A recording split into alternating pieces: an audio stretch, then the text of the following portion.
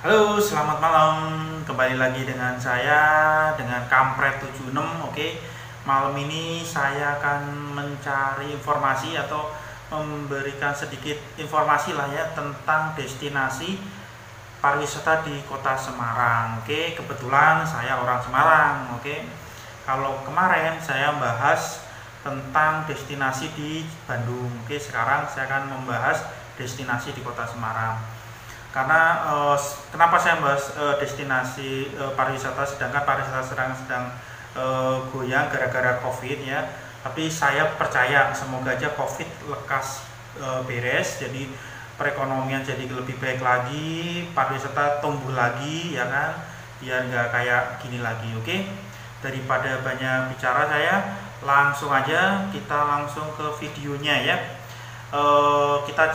Videonya, oke, kita akan cari dulu. Oke, yang pertama adalah Brown Canyon Semarang, letaknya di Rawasari Tembalang Semarang. Oke, di sini di sini mah saya akan jelasin sebenarnya ini adalah bekas tambang galian gitu, jadi bukan pure langsung jadi itu enggak gitu, enggak. Jadi dia terbentuk karena galian-galian tambang gitu loh, karena itu jadi terbentuklah kayak gitu, kayak Grand Canyonnya luar negeri kayak Amerika gitu, padahal ini di Semarang ya kan, tapi bisa lah buat selfie-selfie. Oke, lanjut sekarang yaitu yang kedua adalah Kampung Pelangi, letaknya di Randusari Semarang Selatan.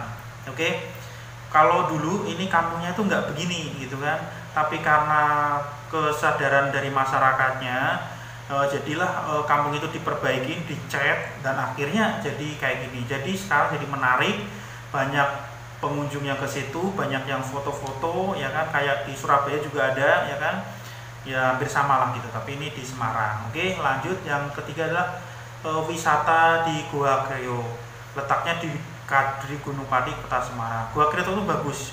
Gua Kreo itu adalah tempat wisata, isinya kebanyakan monyet-monyet, banyak monyet di sana, jadi hutan, masih hutan terus monyet, tadi bagus lah gitu. Kayak di Bali juga ada kan yang pariwisata yang apa namanya, yang banyak monyetnya gitu, ada. Ini juga sama di Gua Kreo juga ada banyak monyet sekali. Oke, yang keempat di sini adalah Old City 3D Trick Art Museum Semarang, letaknya di Kota Semarang ya. Di sini hampir sama seperti yang di Bandung ya, art gitu 3D itu hampir sama, jadi kayak rumah terbalik atau apa gitu, modelnya hampir sama gitu, cuma tempatnya aja yang satu di Bandung, yang satunya di Semarang, tapi hampir sama lah gitu ya. Jadi saya nggak perlu ini lagi, tapi siapa tahu nanti di Semarang bisa mampir ke sini. Oke, lanjut lagi ke yang nomor 5 yaitu di Pantai Maron ya, letaknya di Tugurejo, Kota Semarang. Oke, pantai ini sebenarnya deket sama Bandara Internasional Ahmad Yani Semarang. Jadi kalau ada pesawat turun biasanya kelihatan ya kan, jadi indahnya di situ. Jadi kayak di Bali apa di mana itu ya, yang pesawat turun terus ininya pantai gitu, hampir sama gitu, tapi kebetulan saya dapat picture-nya ini ya, itu. Oke, lanjut lagi di sini yaitu yang keenam adalah Watu Gunung Ungaran, letaknya di Lerep, Ungaran Barat, Semarang. Jadi kalau ini kebanyakan ini untuk orang-orang yang bisnis atau yang sedang pusing gitu kan, mereka akan datang ke sini untuk berendam gitu kan, karena di sini tempatnya tuh sejuk ya kan, tempat pemandian, jadi di pegunungan gitu, jadi benar-benar sejuk untuk merefreshkan pikiran. Oke, jadi nggak ada salahnya kalau bapak ibu atau anak-anak atau para sedherek itu mau ke situ untuk menghilangkan pikiran atau refreshing lah intinya gitu. Oke, lanjut ke yang nomor 7 yaitu wisata Lawang Sewu, letaknya di Kota Semarang ya. Di sini Lawang Sewu ini cenderung dengan horor mistis ya kan, karena hampir semua stasiun TV pernah di sini ya, tapi itu daya tariknya di situ. Sekarang jadi diperbaiki, diperbarui, jadi sekarang jadi tempat pariwisatanya juga banyak yang masuk ke situ, jadi nggak usah takut. Oke, yang ke-8 adalah Taman Indonesia Kaya, letaknya di Semarang Selatan. Jadi di sini tuh taman ya kan, isinya banyak, ada permainan-permainan lah, tapi lebih bagusnya kalau datangnya tuh malam, karena di situ banyak lampu-lampu gitulah, bisa buat selfie, bisa buat apa gitu. Itu yang bagus di situ ya, itu yang saya tahu ya, di Taman Indonesia Kaya itu bagus. Oke, kita lanjut ke yang ke nomor 9, yaitu Desa Wisata Lembah Kalipancur. Jadi sebenarnya ini desa, tapi desa itu sebenarnya desa buatan lah gitu. Jadi ada danau juga, danau buatan, ada desa-desa buatan. Jadi yang dibuat untuk biar masyarakat, ada penggabungan antara modern sama pedesaan. Jadi orang itu bisa ikut merasakan rasanya di pedesaan gitu. Jadi dibuat seolah-olah kayak itulah gitu pedesaan gitu. Jadi kita pikniknya di pedesaan gitu. Oke, yang ke-10 yaitu Sampokong, letaknya di Kota Semarang. Jadi ini adalah kayak wihara tapi besar ya kan, letaknya di Semarang. Bisa kalau yang dari luar kota bisa main juga ke sini kan.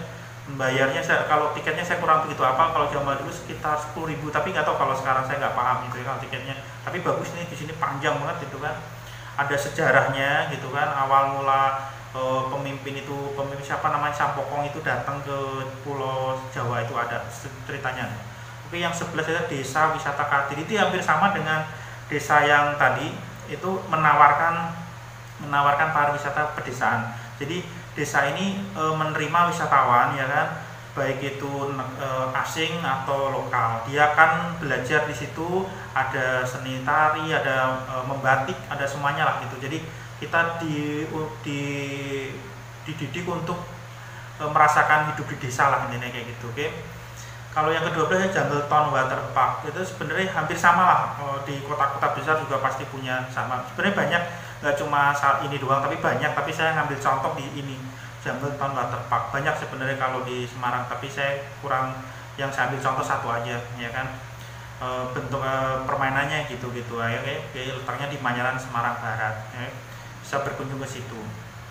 Oke, lanjut lagi, kita akan lanjut ke yang nomor 13 yaitu Waterpark Semawis ya. Itu hampir sama kayak tadi, cuma letaknya di Kedungmulu Tembalang Semarang. Dan bedanya kalau yang Waterpark Semawis itu dia berada di dalam perumahan ya, perumahan di daerah Semarang Timur Semarang Timur apa sama salah, saya kurang begitu, tapi ada di situ di dalam perumahan itu ya.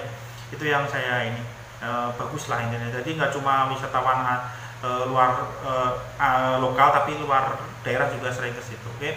Yang ke-14 adalah Masjid Agung Jawa Tengah. Jadi ini adalah masjid agung terbesar di Jawa Tengah. Jadi hampir semuanya itu di situ dan dibuat seolah-olah memang kayak di Masjid Nabawi. Jadi itu payungnya bisa buka sendiri gitu, ya kan? Memang dibikin kayak gitu. Jadi nggak ada salahnya kalau yang dari luar kota bisa mampir ke sini. Oke. Dari saya paling segitu aja. Saya juga minta maaf kalau seandainya ada kata-kata atau peribahasa yang kira-kira kurang berkenan. Hati-hati sobat atau bapak ibu atau semuanya lah yang saya juga minta maaf ya kan. Saya di sini niatnya cuma ingin merefresh ya kan. Siapa tahu yang belum tahu daerah Semarang bisa tahu gitu loh,